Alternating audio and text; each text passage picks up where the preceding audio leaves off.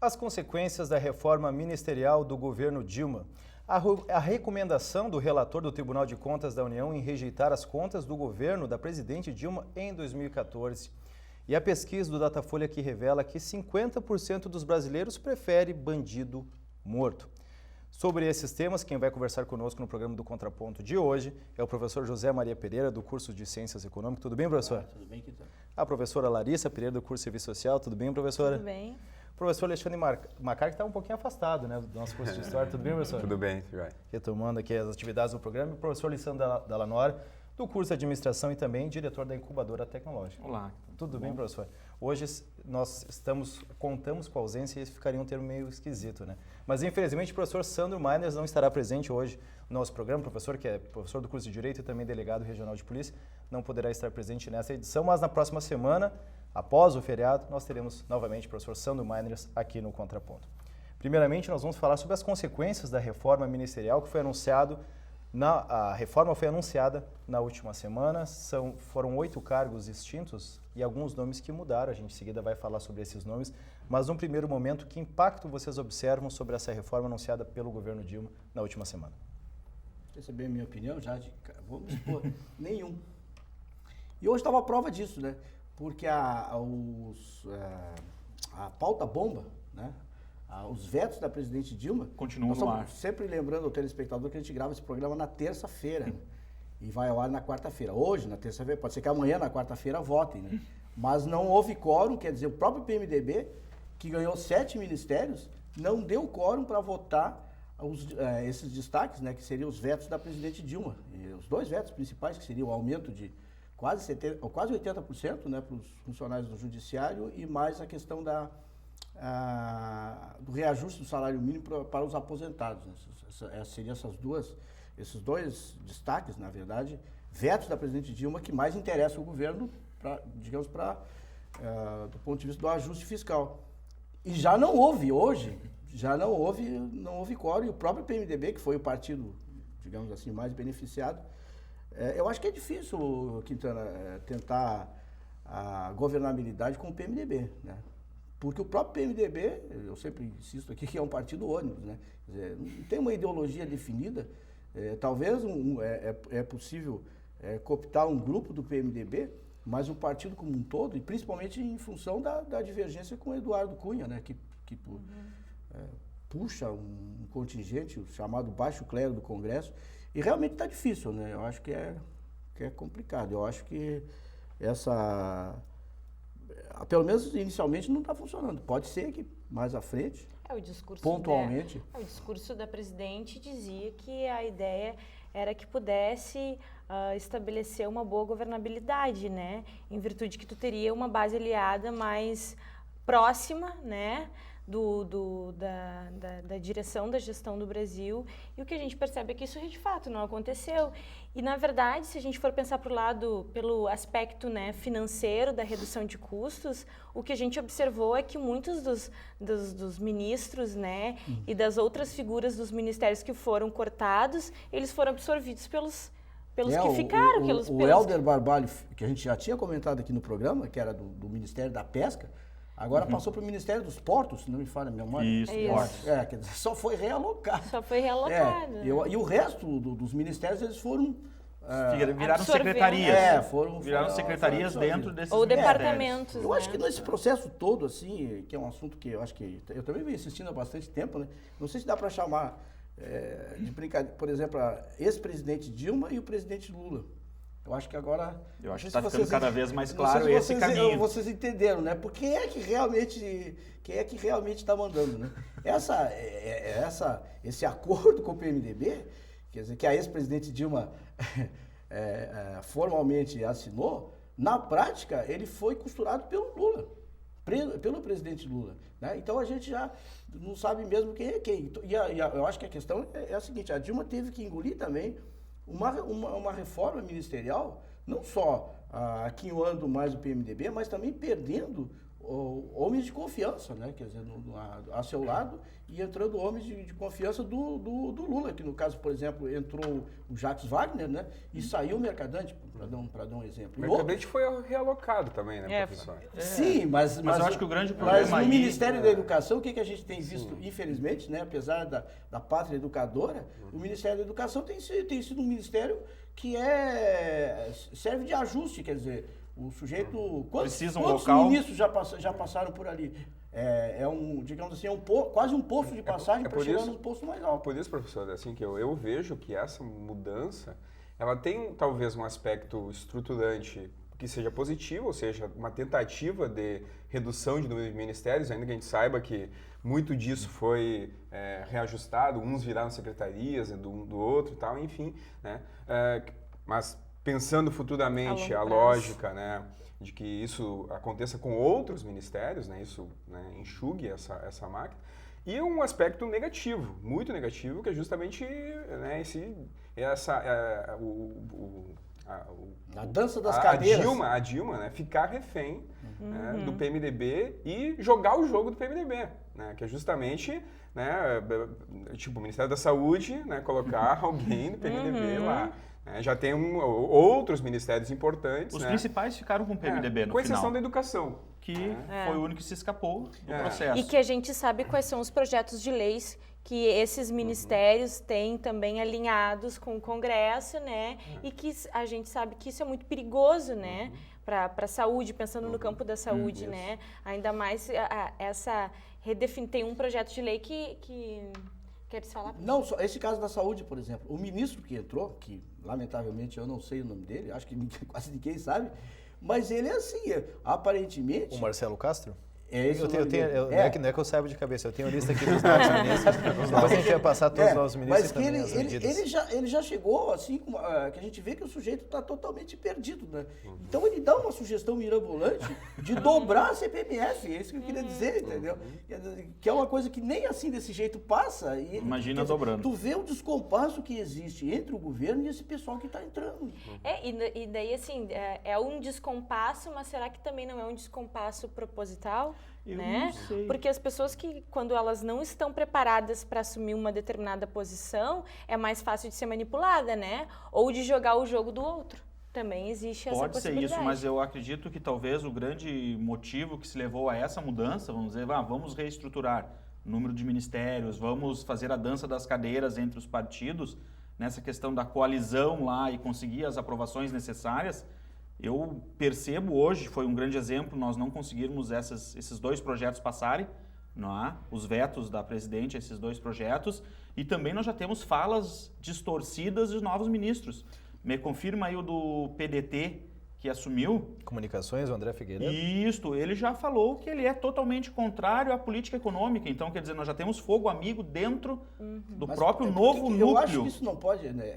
É difícil dar certo do jeito que está indo, porque há uma divisão muito grande no PMDB. Acho que tem pelo menos 3 correntes no PMDB, uma delas do Eduardo Cunha, e o governo, né? Nessas alturas, não sei se é a Dilma ou o Lula, né? Querem contemplar todas as correntes, e inclusive...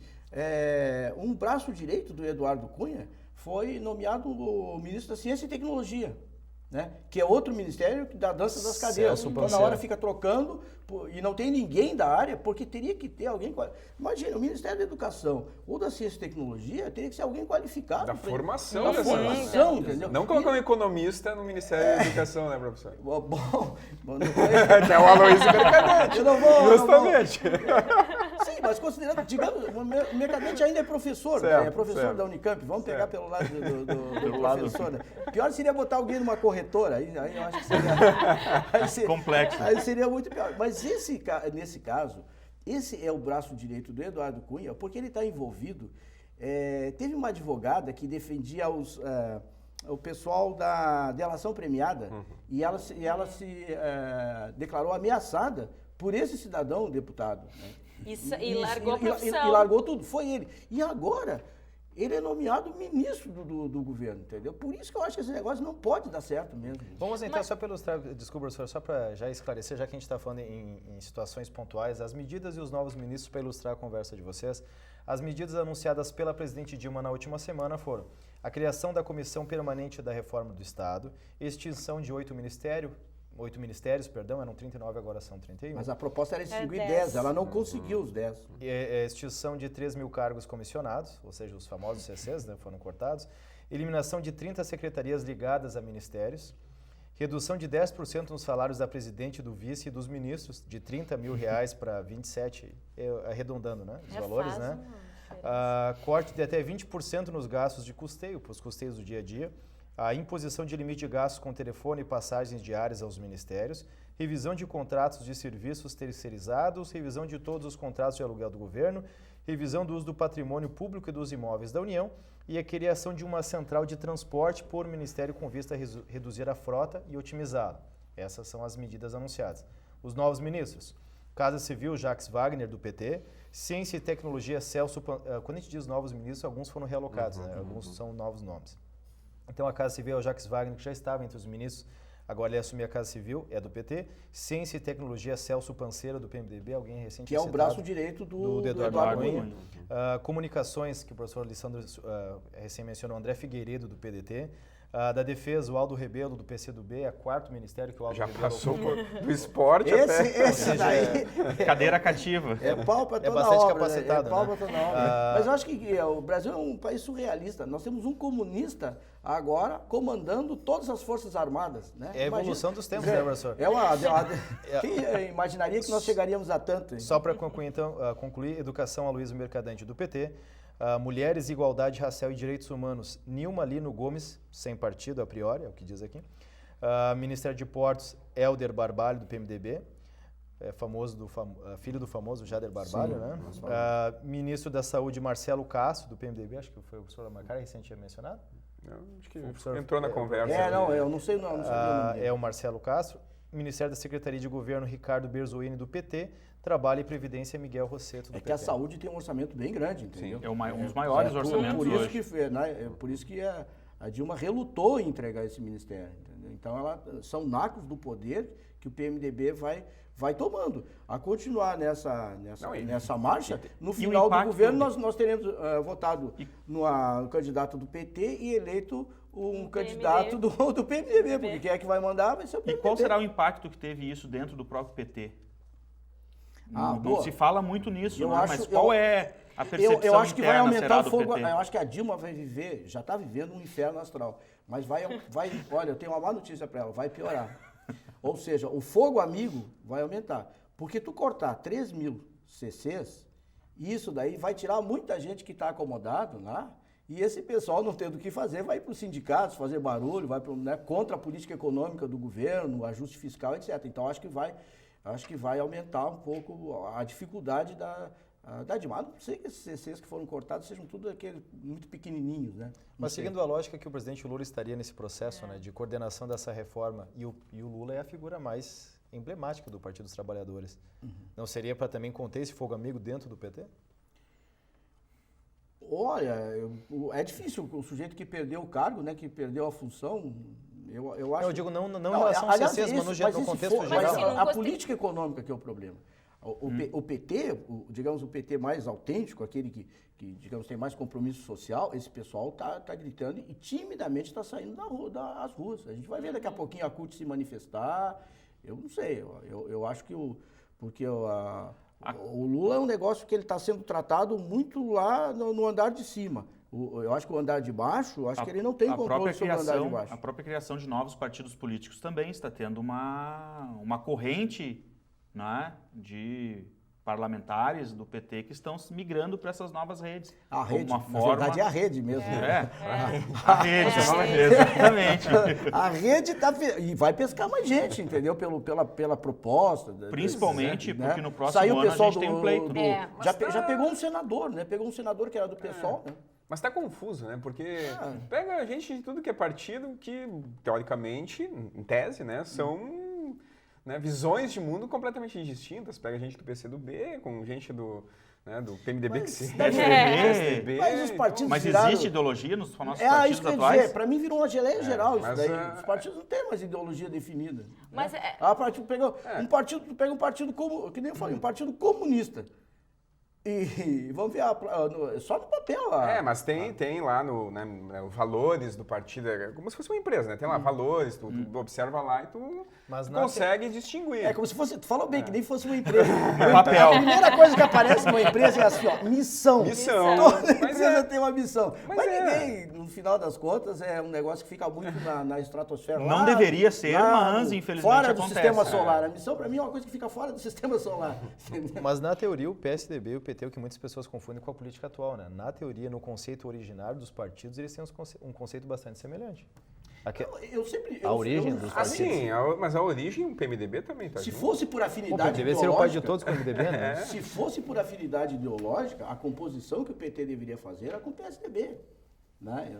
Eu acho que, num momento como esse, eu acho que continuar com o toma lá da cá, eu acho que só vai piorar a situação. Mas teve a Eu curva acho que- privatizatória, professor. Não, mas eu acho que... A curva privatizatória Não, tudo foi bem, o que mudou. mas a questão é que deveria se chamar... Sim, mudou, mas o que deveria se chamar era eu acho que a palavra seria estranha, né? Mas no caso desses, um pacto, entendeu? Um pacto para superar a crise. E depois cada partido, claro, tem o seu projeto Faria de por poder. 2 anos esse Claro, processo Eu acho, e- eu acho que sim, só que aí, eu acho que há muita arrogância de parte a parte, entendeu? Ninguém quer ceder.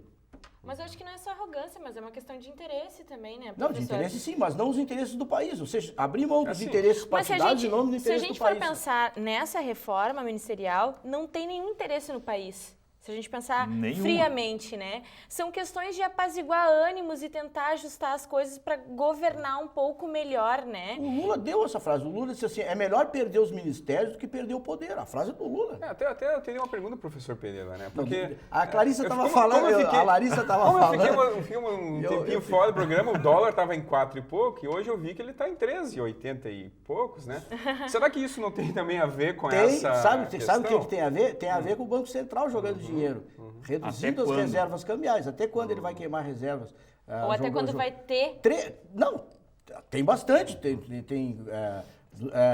Tinha 300 bilhões, mas agora já tem 270. Essa brincadeira aí já custou 30 bilhões de dólares. Isso não aparece. Mas isso é entendeu? rapidinho para acabar. É rapidinho. Mas por isso eu estou dizendo, o dólar é um Não é termômetro. uma assim, medida entendeu? tão certa, É, né? Ele não. tem alguns outros efeitos por trás aí dessa A gente vê como esse negócio de dólar é análise. tão estranho. O Fundo Monetário Internacional largou a previsão aqui, hoje, né, está nos jornais. A queda do crescimento do PIB para 2015, agora, segundo o FMI, é 3%. Menos 3%. E o Brasil passou da 7ª economia do mundo para a 9ª economia do mundo, em dólar, né? Então basicamente porque com essa dança do dólar... Porque o mercado ele é influenciado muitas vezes por informações que não têm uma função clara. Não é? Não, Muita isso especulação. Viu, Alexandre? Especulação. Claro. Ninguém vai trabalhar um país, mesmo sendo a 9ª economia do mundo. O Brasil não pode ter um dólar de 4 reais, entendeu? Não pode ter um dólar mais caro do que o Peru, a Colômbia, o Chile. Não tem cabimento disso, entendeu? A nossa moeda não tem que ser equivalente ao poder econômico. É porque acontece, especulação mas acontece mesmo. isso, professor, assim, esses tipos de assunto que estavam muito em evidência na mídia, que é um fomentador de boa parte dessa questão do governo e dessas intrigas que estão acontecendo, para de falar de um determinado assunto para dar vazão e razão a outros assuntos, né? Então, para quem acompanhava aquelas notícias alarmantes do dólar alto, que de fato, né, a mesma questão, ele está lá naquele valor, agora ele está um pouco mais abaixo, está descendo, né? Então a gente percebe que também há a questão da mídia, até né, provocando aqui o nosso colega Quintana, né? Há tempos, eu acho... Eu sempre achando uma cara com saudade, dizendo que bem-vindo, ele me vem. Aqui a gente pode falar no ar. Eu acho que a gente, como nesse programa aqui, é um programa completamente de opinião, O livre, Rogério né? tá mais magro. Sem embasamento teórico, muitas vezes. Nós podemos falar da mídia aqui tranquilamente, entendeu? Então, falar de bem, se necessário, Claro. né? De bem ou de mal. Acho que até o que nos alimenta aqui é o material que a mídia nos fornece e que a gente debate e avalia dentro da concepção que nós temos. Mas eu acho que até a gente pode, eventualmente, colocar um bloco aqui para analisar a mídia da semana e ver se a gente acha que foi destaque, o que foi destaque, se a mídia acertou e se a mídia errou. Eu acho que até falta. Mas eu acho que a gente análise. faz isso de uma forma geral, né? Insere alguns A assuntos gente na faz nossa isso de discussão. uma forma geral à medida que a gente está discutindo determinado assunto que foi foco da mídia naquela semana, É porque né? se fala muito da presidente Dilma, a gente vê algumas revistas que, enfim, que estão em crise, que nós sabemos, né? E não vemos o Eduardo Cunha, que também está em processo investigatório pesado e... É que no momento quem vende mais? Claro, mas é que tá. Né? Quem é O que problema da Dilma ou o problema... Pois aí talvez, logo no primeiro bloco, a gente já tenha a explicação lá do último bloco. Com certeza. Certamente, certeza, né? certamente. Com certeza. E aí, voltando só lá para recuperar a questão do dólar, né? Nós vamos lá, ele foi a 4,20, mas ele foi a 4,20 num momento de insegurança internacional, não é? Nós, numa primeira vez, o país manda um orçamento com déficit, sem ter dinheiro para pagar tudo o que deve ser feito. Isso influenciou muito. E será E ele que está reduzindo agora porque está se percebendo O algumas... movimento do dólar é a leitura que os investidores estrangeiros fazem do Brasil. E essa leitura não é uma leitura... Aí é que a imprensa... mas eu acho que aí não dá para... Do meu ponto de vista, não dá para culpar a imprensa.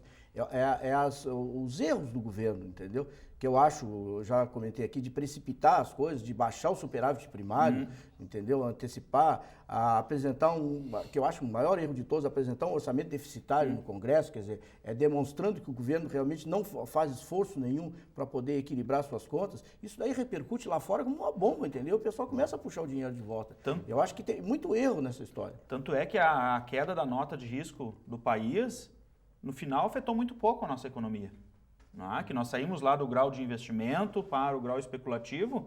Se nós vamos perceber os indicadores, eles não sofreram alteração sobre isso. Já que o nosso assunto de reforma ministerial foi para o lado da economia, eu vou chamar o intervalo, porque o nosso próximo assunto está diretamente relacionado a contas, ainda do governo Dilma, né? Porque o relator... Só do quer dizer Tribunal que eu de- não puxei para o lado da economia, foi a Alexandre que puxou. Não, mas ele sabe a pauta do programa, né, professor? Ele sabe Tô o que vem pela acompanhando já. frente, né? Não, é provocação. E é verdade, a recomendação do relator do Tribunal de Contas da União que recomenda a rejeição das contas do governo Dilma em 2014. No próximo bloco a gente volta para falar sobre esse assunto. Já voltamos.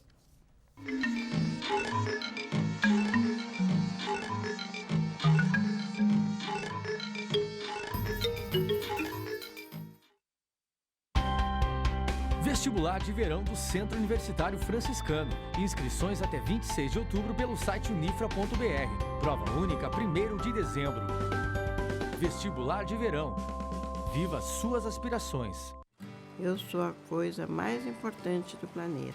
Sou forte, sou indispensável, sou mais eu. Afinal, todos precisam de mim.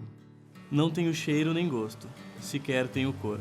E mesmo assim, todos precisam de mim. As pessoas, as plantas, os animais. Tudo aquilo que habita a terra tem em mim a satisfação de suas necessidades. Sou a lágrima que sai dos seus olhos, o aguçar da sua boca sedenta. Limpo, floresço, regenero, hidrato e mato a sede. Sou tudo que há de melhor e preciso me proteger, pois um dia posso me extinguir e sem mim, todos à minha volta virarão pó. Preciso me proteger e preciso que todos me protejam. Sou importante demais para acabar. Eu sou água. Somos todos água.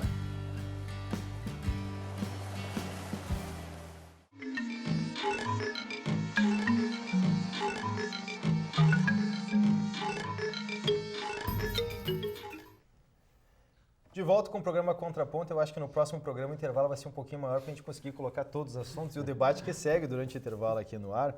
A gente comprometeu, a gente ia falar sobre a questão da recomendação do relator do Tribunal de Contas da União em reprovar as contas do governo Dilma em relação ao último mandato, em 2014, com as chamadas pedaladas fiscais. Segundo o relator, o governo Dilma deveria ter contingenciado 38 bilhões de reais em gastos públicos e não fez isso em 2014. Muitas pessoas questionam se o relator poderia se pronunciar abertamente antes mesmo da votação que será nessa quarta-feira, antes do nosso programa ir ao ar, né? A gente não sabe qual vai ser o resultado final dessa votação. O professor Pereira falou, nós gravamos o programa na terça-feira, mas é bastante impactante porque, caso seja reprovada as contas do governo Dilma em 2014, aí está aberto o precedente para um pedido de impeachment. Eu acredito que o caminho, infelizmente, no TCU vai ser a reprovação. Eu não percebo outro cenário hoje para essa situação específica. Todas as manobras que já foram feitas até o momento, elas não surgiram efeito. Não é? Eu acho que chegou um momento que quem está à frente lá são técnicos. Não é? Em algum momento, de uma forma talvez que ainda não foi explicitado para todos nós, e talvez na quarta-feira a gente vai receber muito mais informações a respeito disso, alguns pontos ficaram extremamente, extrapolaram um limite talvez que poderia ter sido utilizado. É a minha percepção a respeito da situação, porque a gente vê em notícias nos últimos 60, 90 dias sobre isso, o governo pedindo mais tempo para mandar as suas justificativas, pedindo prorrogação 2, 3 vezes. No último momento entra com essa questão de tornar o relator sem capacidade para fazer o processo por atos ou por não. É? Hoje já caiu por terra, né? Os próprios ministros já colocaram que isso já ocorreu, já tem precedente e que isso não leva a esse processo. Infelizmente, eu vejo como talvez o maior problema atual do governo, TCU. Olha, eu concordo que o resultado vai ser esse, né? Que eu acho que esse resultado já era a crônica de um parecer anunciado para mim, já desde que o relator escolhido foi o Augusto Nardes, que aliás é gaúcho, é deputado aqui no Rio Grande do Sul, se não, acho que é do PMDB, se não, foi do PMDB. Né? Pra gente aí que está. Aí é que está. Eu ia perguntar justamente Fogo isso. amigo. Foi do PMDB. E por isso que eu acho assim que tem um lado político nessa avaliação, né? Especificamente, tem um lado político. Aí não é que eu tenha alimentado aqui uma teoria da conspiração, né? Mas eu acho que ela existe em algum nível, né? Em algum nível no próprio PMDB, né? O Alexandre reforçava muito o PSDB aqui, né? Nessa história. O PSDB é o principal partido de oposição, no caso, não quantitativo, né? Mas porque o PMDB também é de oposição e é de situação ao mesmo tempo. Mas eu acho que aqui, fundamentalmente, a questão já estava colocada antes, né? Porque não é um precedente isso já aconteceu em governos anteriores, já aconteceu.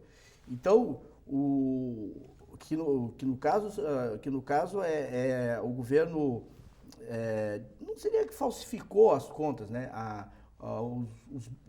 Os bancos oficiais, sobretudo o Banco do Brasil e Caixa Econômica Federal, digamos assim que eles adiantaram o dinheiro do Bolsa Família, né, para o governo apresentar suas contas mais equilibradas. Financiaram o governo. Isso não pode, porque os bancos são oficiais e o governo, segundo a Constituição, não pode tomar empréstimo de bancos oficiais.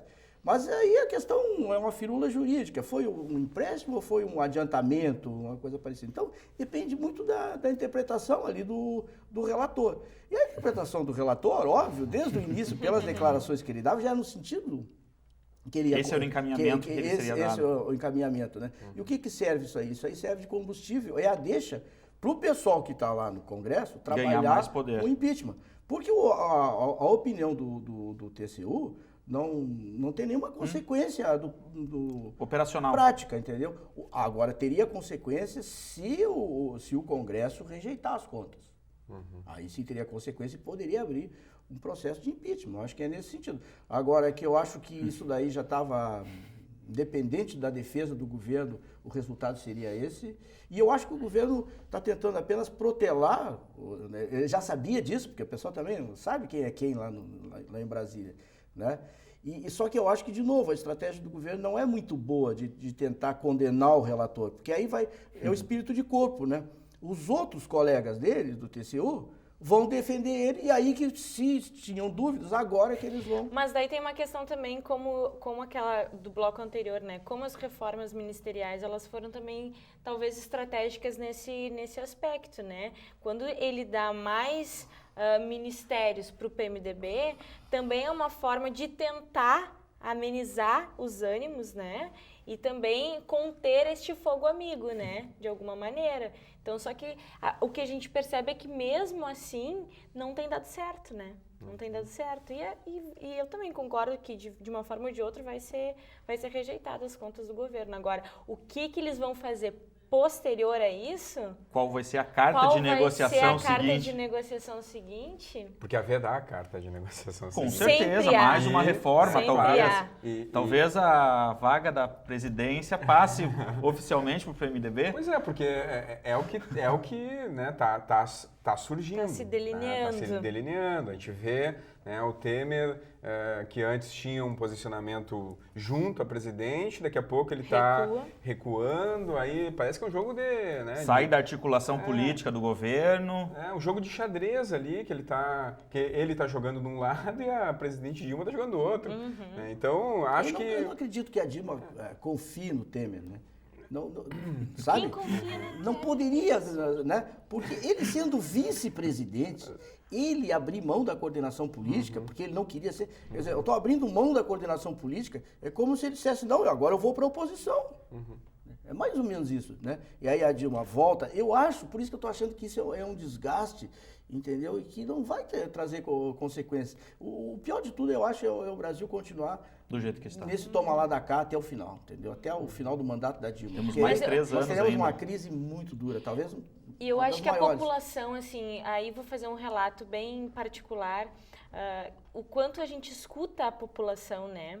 E seja lá no teu atendimento, né, nos plantões que a gente faz, ou mesmo numa fila de uma lotérica para pagar uma conta, né?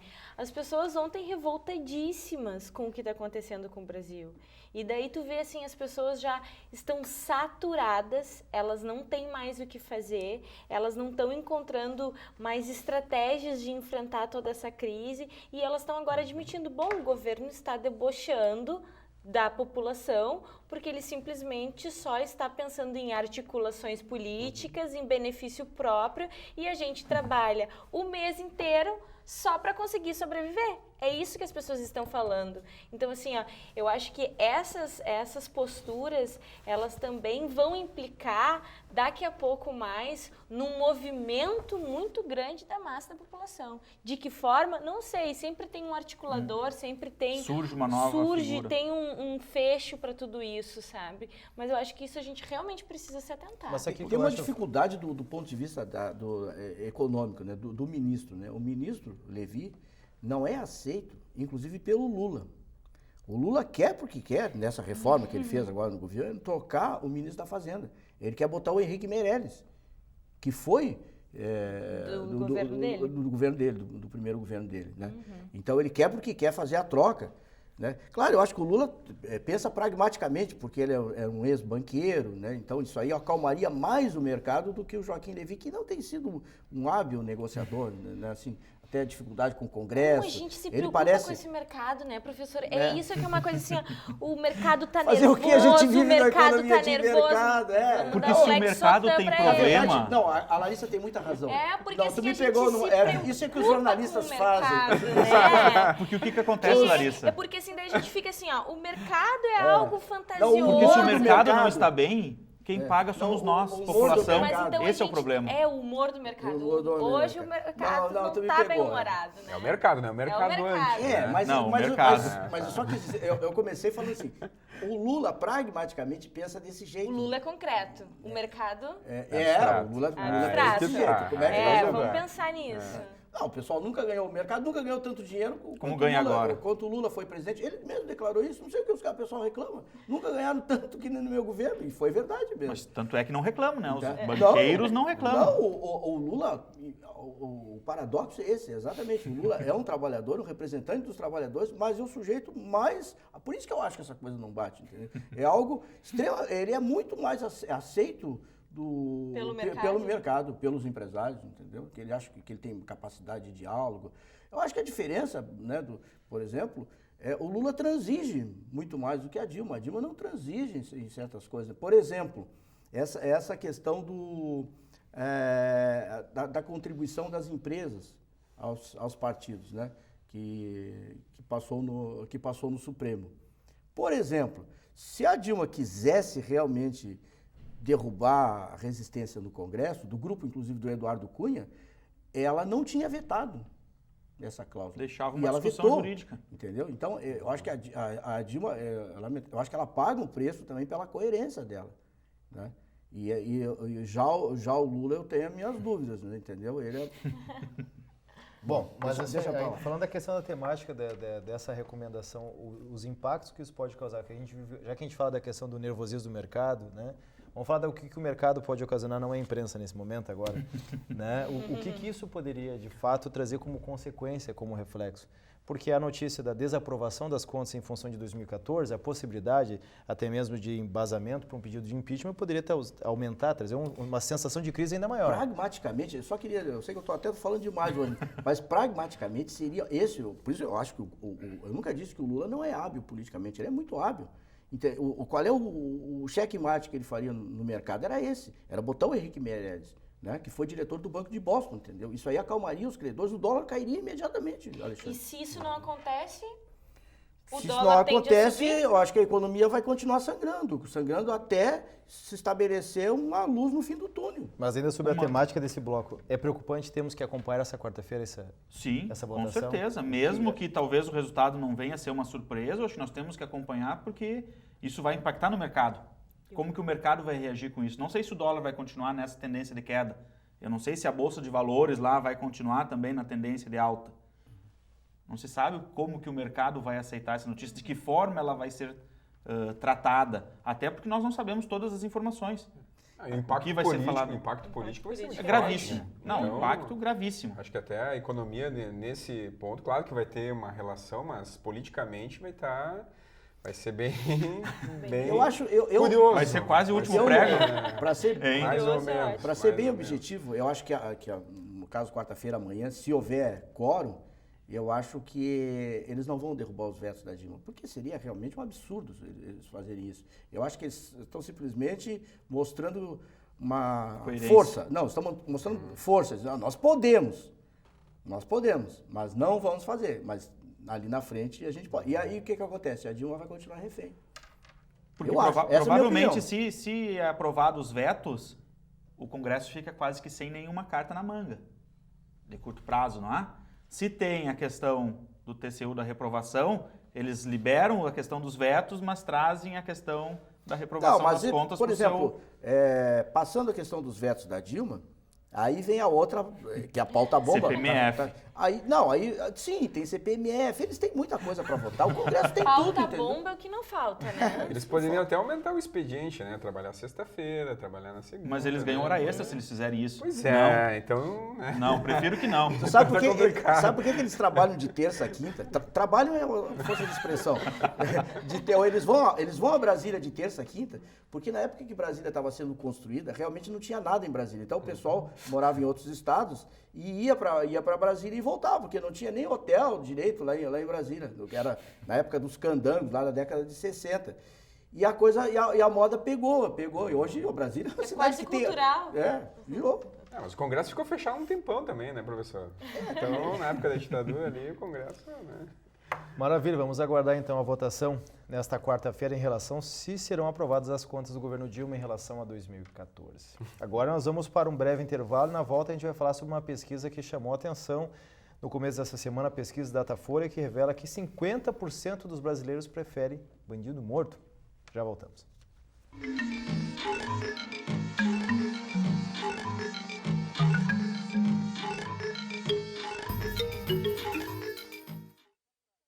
Pedrinho é uma criança especial, que enfrenta dificuldades diariamente. Para passar por tudo isso, conta com seus fiéis amiguinhos escudeiros, que o ajudam a vencer cada obstáculo.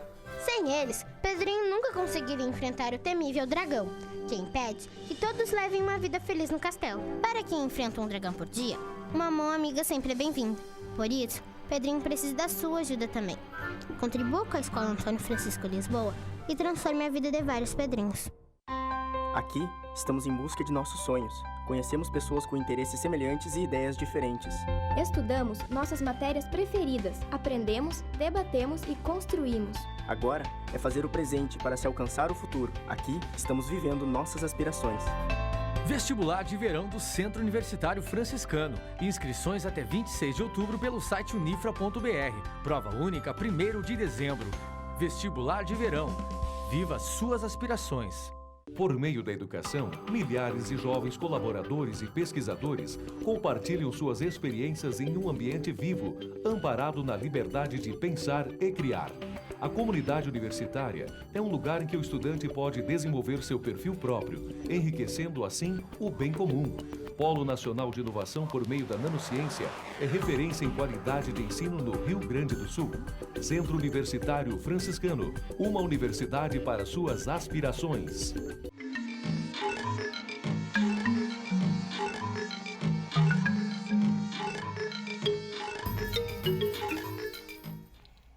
Último bloco do programa Contraponto, agora falando sobre uma pesquisa que chamou a atenção na última semana também, pesquisa da Datafolha, que revela que 50% dos brasileiros preferem bandido morto.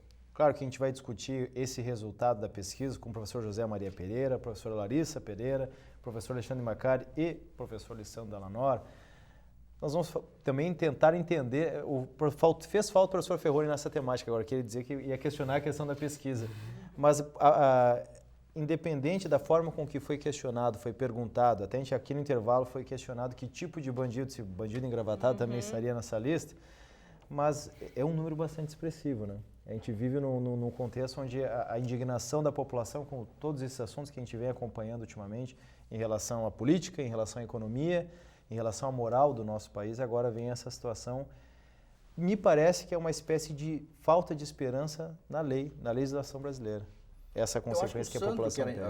Sem menosprezar o Ferroni, longe disso. Mas o Sandro, né, por ser delegado, é importante ele participar, né? Infelizmente, porque tem alguns dados, a população, de um modo geral, e eu mesmo, por exemplo, quanto custa um preso mensalmente, né, para os cofres públicos, né? Então tem números variados aí dizendo que um preso custa... Estou dizendo, eu não tenho nenhuma informação técnica a respeito disso, simplesmente boatos, né? Que custa R$3.000, por exemplo, digamos. Né? Tem uma pesquisa que lançou que era em torno de R$1.500 a R$3.000 atualmente. Pois é. Aí a população fica revoltada, né? Porque ganha salário mínimo. Sim, sem dúvida. E tem uma questão assim, essa questão do valor, o custo de ter um apenado hoje, né, é um custo muito alto, porque envolve muitas questões que não são atendidas, né, desde infraestrutura, a segurança dos presídios, a equipe técnica para trabalhar com essas pessoas, porque dizem que ressocializam, mas não ressocializam, isso é fato, né? E principalmente o quanto um presídio ganha tendo um apenado, né? Porque quanto mais presos lá dentro, mais o presídio recebe. Quanto menos preso, também menos o presídio recebe. E a gente sabe que daí também tem a questão da morosidade do judiciário, das dificuldades do judiciário encaminhando os processos e soltando essas pessoas, aquelas que já cumpriram com a sua dívida com a sociedade. Mas no que se refere à pesquisa, eu realmente, quando eu li a pesquisa, para mim não é um dado novo, assim, não me surpreendeu esse dado, porque a gente vê que a população realmente ela está muito esgotada, né? Esgotada em todos os aspectos, mas principalmente na segurança pública. Então, elas não veem outra maneira hoje, ou outra alternativa, mas boa parte das pessoas, do que punir com as próprias mãos, né? Então, elas delegam isso para quem? Para a polícia. Bom, a gente sabe que lá na justiça ele não vai ser condenado, então a gente tem que resolver o problema na hora. Então, a gente está dando o aval para esse representante da segurança pública, ele fazer justiça com as próprias mãos, mas para que tipo de bandido? Aquele que rouba a galinha, aquele que rouba a bolsa, né? Qual é esse bandido? Eu me questiono, porque será que os bandidos todos teriam, se a gente fosse definir o tipo de bandido, será que os dados seriam os mesmos, né? Eu realmente me questiono. Eu acho que esse assunto nós vamos ter que voltar mais vezes a conversar sobre ele, até talvez sobre outras temáticas. Mas eu acho que o número em si, 50% da população acredita que ter um bandido morto é muito melhor do que manter ele dentro do sistema. Eu acho que vem de uma carência há décadas da percepção de justiça. Então, famílias não conseguem perceber a justiça quando algo acontece, percebem que toda uma estrutura jurídica, policial, social, não consegue atender, não chega até a ponta. E nós estamos agora chegando no momento em que isso está extravasando. Ninguém mais aguenta esperar ou ver notícias de que a polícia prende 10, 15, 20, 30 vezes o mesmo indivíduo. E aí o juiz solta. E aí o juiz solta. O que mais deixa revolta a população indignada é um grupo é o chamado regime semi-aberto, né? Grande parte dos crimes, eu diria que a maioria quase absoluta dos crimes é pessoal que está no regime semi-aberto, né? Que foi liberado e que...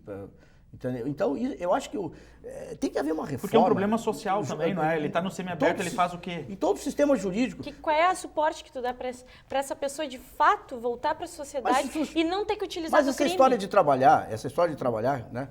Que todo mundo, até o Zé Disseu aproveitou, pena que o hotel quebrou. É verdade, né? Até ele que estava no semiaberto. Todo mundo aproveita o semiaberto aqui no Brasil. Então, eu acho o seguinte, eu acho que teria que haver... Claro, pensando a longo prazo, numa reforma do sistema prisional, se o sujeito quer trabalhar, que ele trabalhe na cadeia mesmo, entendeu? Isso acontece em outros países, né? Que o sujeito possa produzir, por exemplo, sapatos, coisas, que aquilo que ele produza possa ser comercializado eventualmente e ele tenha uma renda para manutenção. Ele não precisa sair fora, porque ele saindo fora da cadeia, primeiro, ele é um perigo para a sociedade. E segundo, dificilmente ele consegue emprego.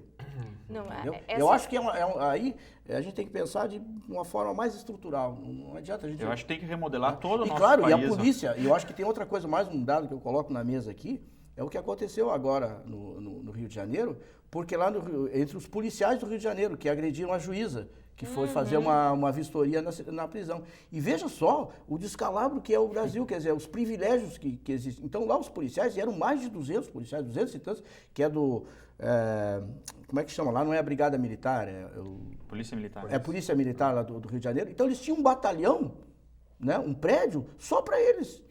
Quer dizer, uma prisão exclusiva para os policiais. E olha a quantidade de policiais corruptos e criminosos que tem lá no Rio de Janeiro.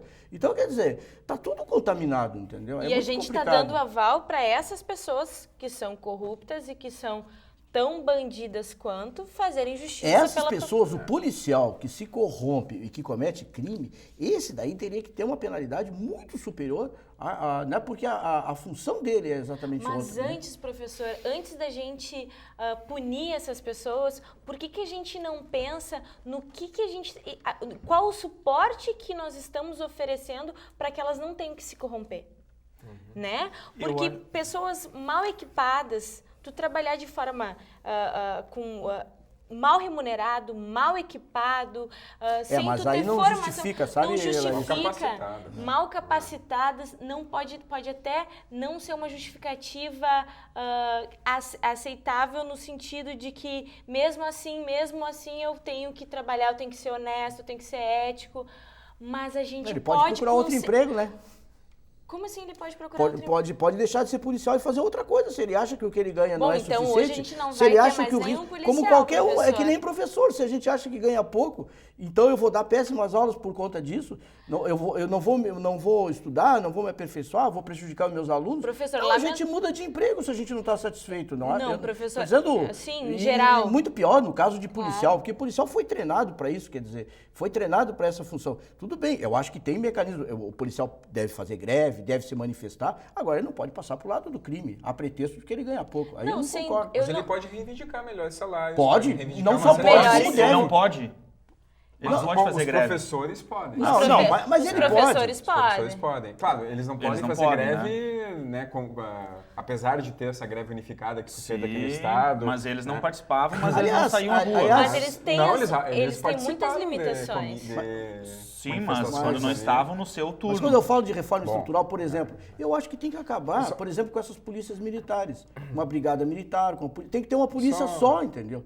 Por exemplo, a Polícia Civil pode fazer greve, faz. Tem estados que não tem uma polícia também, que não né? tem, mas é isso que eu estou dizendo. Então, essa história que eu acho ridícula das mulheres da Brigada Militar ir para o portão impedir que eles saiam, quer dizer, é uma coisa ridícula isso. Comentar também um pouco o resultado dessa pesquisa feita pelo Grupo Folha, né?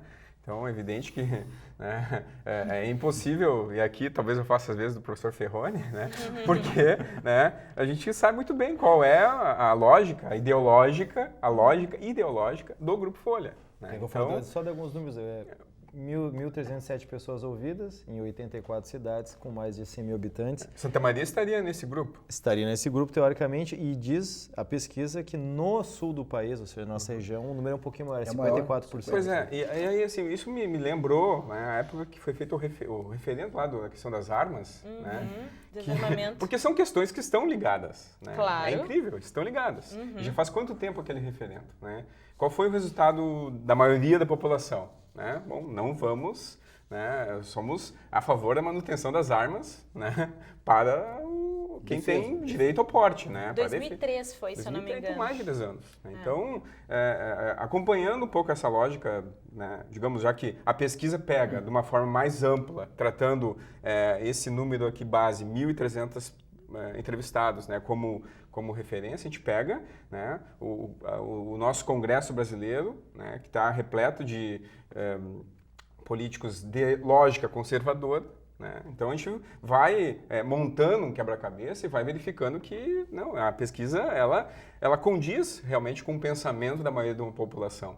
Agora, isso nós devemos ver isso de que forma? Positiva ou negativa? Porque tudo bem, né? Pensar no bandido bom é bandido morto. Bom, mas lá no século XIX, no Velho Oeste americano, que era um espaço sem lei, né? Era isso que reinava. Né? E aí todo mundo tinha direito a porte de arma, porque afinal de contas não tinha uma legislação que falava sobre isso. Mas eu vi alguns filmes que tinha xerife que proibia o porte de armas. Pois mas o xerife geralmente era muito ridicularizado, né? Pelo menos os filmes de faroeste. Então a gente... Mas não era corrupto, viu? Mas o que me preocupa é esse tipo de pesquisa, e aí é um momento que a gente vive um pouquinho de falta de esperança, como a gente mencionou antes, o valor humano foi para Pois é, aí que tá. Eu achei que nenhuma dessas... Porque quem vota a favor... Na mídia, ele ia dizer o seguinte... Não, antes de bater que a mídia induz as pessoas a pensarem dessa maneira. Eu achei que ele ia falar antes de ele bater na mídia, eu já estou manifestando... Também ajuda as pessoas. Mas nesse caso não contribui tanto. Só que quem vota a favor de uma pesquisa dessa, ela não leva em conta que existe uma chance real depois ela ser... De ser uma pessoa penada, uma pessoa... que estaria considerado sendo chamado de bandido. Entende? Então, me parece muito raso, muito inconsequente uma pesquisa desse... Aliás, eu acho que eu questiono a pesquisa, para começar a conversa. A questão se ressocializa, a questão de como funciona o sistema penitenciário, a questão de quantas vezes é solto um preso, regime semiaberto, a legislação brasileira, ok. Agora, uma pesquisa que questiona se bandido bom é morto ou vivo. A quem serve essa pesquisa? Isso aí, na verdade... Qual é o objetivo dessa pesquisa? A quem serve? E é amplamente divulgada, né? É questão do senso comum, né? Até talvez para algo mais à frente. Então vamos criar um senso comum, que, na é um verdade, sério problema quando a gente trabalha. Eu acho que ele falou. As pessoas não acreditam mais nas instituições, não acreditam na instituição do judiciário, da polícia, e etc, porque esse negócio prende, solta, o cara volta, então mata logo de uma vez. Tem outra questão, professor, que também está ligada a isso, né? Morreu recentemente da tríade lá do grupo da Dilma, né? Faleceu recentemente. O sobrenome José Eduardo Dutra? Isso, Dutra, né? Sim, foi presidente do PT. Isso, e aí no velório, ou no enterro deste ex-político, né? Lançaram panfletos. E no panfleto dizia, petista bom é petista morto. Então, na mesma leva. Porque o senso comum, eu acho que aí nós estamos falando do senso comum, se criou um senso comum, que não é verdade, nem todo petista é. Claro, mas é um senso comum ligado a informações que são migradas. Claro. Né? E quem sabe se isso aí também não vai no futuro gerar a credibilidade que o Lissandro pode matar um ladrão. Sim, mas a gente, de uma certa forma, a gente teve uma manifestação do secretário de Segurança, né, do Estado, que ele dá um certo aval para a população também poder fazer justiça com as próprias mãos. Então, assim, a gente vê que as nossas representações, elas estão, de alguma maneira, dizendo, bom, gente, realmente não tem mais esperança, cada um por si. Mas isso aqui no Rio Grande do Sul ficou isso, quer dizer, o Fortunati, o prefeito pediu a força de segurança. Aí o secretário diz que não precisa, aí faz justiça com as próprias mãos. Aí a população olha e diz, mas que bando de loucos, onde fazer o quê? Não, e quando o professor Alexandre fala que isso realmente é um quebra-cabeça, a gente pode ver que faz 10 meses, né, que a gente está em discussões ferrenhas com a questão da redução da maioridade penal, com o Estatuto da Família, que foi recentemente aprovado, né? Agora, com pesquisas deste cunho ideológico que também respaldam essas aprovações, né? Essas conduções da política. Então, eu acho que isso é realmente muito preocupante, porque é um Congresso conservador e que está retrocedendo em muitas determinações e coisas importantes que é, de fato, garantir segurança pública. Isso não está sendo pensado, né? Não é preocupação deles. Não é isso preocupação. Hoje. Então, a população que contrate a iniciativa privada para proteger as suas empresas, o seu prédio, a sua residência em geral, né? Quem é que está ganhando com isso? É esse mercado, né? Bom, esse mercado. Infelizmente nosso tempo Por que ele olhou para mim? Eu não entendo. Eu não sou o representante do mercado aqui. Enquanto sobe o rol, a gente faz um novo debate aqui. Deixa o nosso telespectador curioso. Infelizmente, o nosso tempo esgotou. Você pode participar, sempre lembrando, enviando sugestões para o e-mail tvunifra@unifra.br. Você pode rever este programa e os demais produzidos pela equipe da TV Unifra, pelo nosso canal do YouTube, o Unifra Online. E também temos a nossa página no Facebook, TV Unifra, onde você pode curtir, compartilhar e mandar sugestões para a nossa equipe também. Professor José Maria Pereira, professor Larissa Pereira, Alexandre Macar, Listanda da Alanor, muitíssimo obrigado. Voltamos na próxima semana. Tchau.